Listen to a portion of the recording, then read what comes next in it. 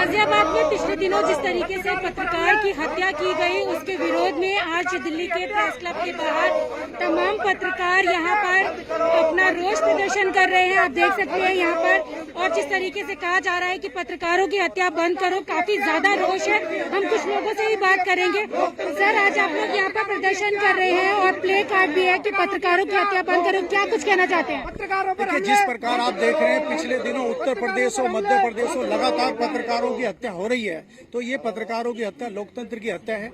आपने देखा भी कुछ दिन पहले गाजियाबाद में एक पत्रकार की हत्या की गई है। उसके बावजूद हत्या की गई है कि उसने शिकायत पुलिस को लिख के दी थी, पुलिस ने कोई कार्रवाई उस पर नहीं करी और पत्रकार की हत्या हो गई। हम कहना चाहते हैं सरकार से कि उस पत्रकार के परिवार को 1 करोड़ की सहायता दी जाए और उनको सुरक्षा के लिए हमारा एक सुरक्षा कानून है, उसको लागू किया जाए, हमारी मांग है। जिस तरीके से जो पत्रकार की हत्या की गई, जो उसके दोषी तो उन लोगों को तो पकड़ लिया गया, तो आपको नहीं लगता कि अभी न्याय मिल पाएगा?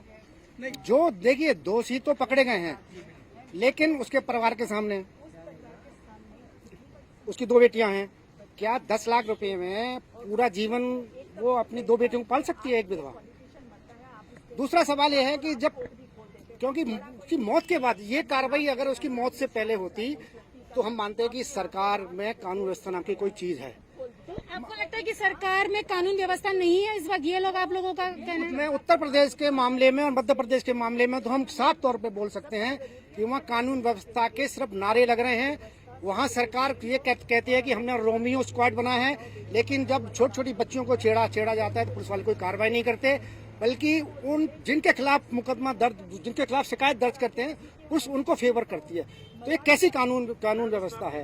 केवल आप राम राज का नारा लगा रहे हैं, लेकिन आप राम राज दे नहीं पा रहे हैं। ये सरकार की और गुंडा तंत्र की साठगांठ है। गुंडों ने तो अपना काम कर दिया, सरकार ने अपना काम नहीं करा। यदि सरकार यही काम उसके गोली लगने से पहले कर देती तो सरकार की वाह होती। सरकार और गुंडा राज एक है, और वो ये जो पत्रकारों को 10 लाख दे दिए और ये सोचा कि भाई इनका जीवन यापन हो जाएगा, ये सबसे बड़ी गलत बात है। और योगी जी ने जब वो आए थे उत्तर प्रदेश में, सबसे ज्यादा महिलाओं को सुरक्षित करने की बात किसने की थी? योगी जी ने। और आज सबसे ज्यादा ही जो खराब स्थिति है वो यूपी की है। तो योगी को चीज को सोचना चाहिए, वो ये मजबूर ना करे कि पत्रकार सड़कों पे आ जाए। यदि वो ये चाहते हैं तो पत्रकार ये भी करके दिखाएंगे। तो सर, आप जिस तरीके से कह रहे हैं कि योगी सरकार ने जिस तरीके के वादे किए थे महिला सुरक्षा को लेकर, आप लोगों को लगता है कि वो महिला सुरक्षा नहीं है क्योंकि पत्रकार चौथा स्तंभ होता है, तो क्या लगता है किस तरीके से ये जो चीजें हैं उनको ठीक किया जा सकता है?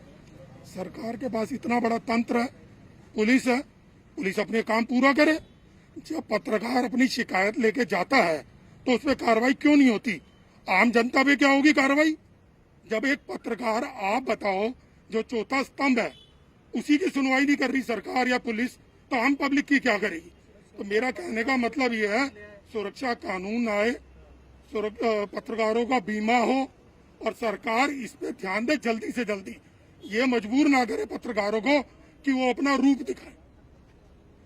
मैम, जिस तरीके से सर ने कई सारी मांग की हैं, आप महिला हैं और जिनका कहना है कि उत्तर प्रदेश में महिलाएं सुरक्षित नहीं है, और पीछे दिनों जिस तरीके से गाजियाबाद में पत्रकार की मौत हुई क्योंकि अपनी भांजी के लिए वहां पर उसकी रक्षा कर रहे थे, आप क्या कहना चाहते हैं? मेरे को लगता है महिलाएं पूरे देश में सुरक्षित नहीं है इस टाइम। जिस तरह का माहौल बन गया पूरे, आप देखो पूरी तरह से सब जगह एक डर का और एक दहशत का माहौल है। तो ये सबसे ज्यादा जरूरी है कि सरकार, प्रशासन लोगों में एक विश्वास पैदा करवाए। और वो विश्वास पैदा कैसे होगा कि किसी के अगेंस्ट अगर इस तरह का क्राइम होगा तो उसके लिए तत्काल उसकी सजा मिलनी चाहिए। अब जैसे इस ये लड़के को पॉइंट ब्लैंक उसे शिकायत करने के बाद भी उसको गोली मार दी गई, तो अगर वो समय के ऊपर वो चीजें ये कर लेते तो ये नौबत नहीं आती। जैसे दूसरी बात, अभी जैसे एम्स का लड़का वो जो सिसोदिया था, उसकी डेथ हुई, जिसको ये लोग आत्महत्या कह रहे हैं, तो आत्महत्या हम नहीं मानते वो आत्महत्या है।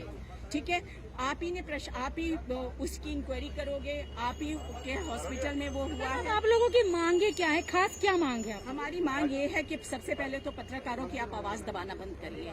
दूसरी बात ये है कि प्रशासन को चाहिए फास्ट ट्रैक इसके ऊपर इंक्वायरी हो और रिजल्ट आए।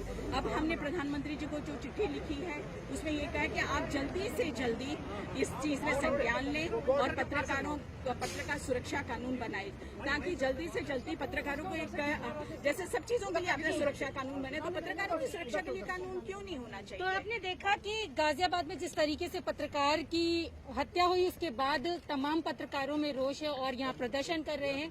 उनका कहना है कि पत्रकारों की सुरक्षा के लिए ठोस कानून बनाया जाए, और इसी को देखते हुए उन्होंने प्रधानमंत्री नरेंद्र मोदी को ज्ञापन सौंपा है। और इसके साथ ही उन्होंने कहा है कि जिन पत्रकारों की हत्या हुई है उनके केस की सुनवाई फास्ट ट्रैक पर होकर जल्द से जल्दी न्याय मिलना चाहिए। कैमरा पर्सन अनिल के साथ रचना, न्यूज़ 18 दिल्ली।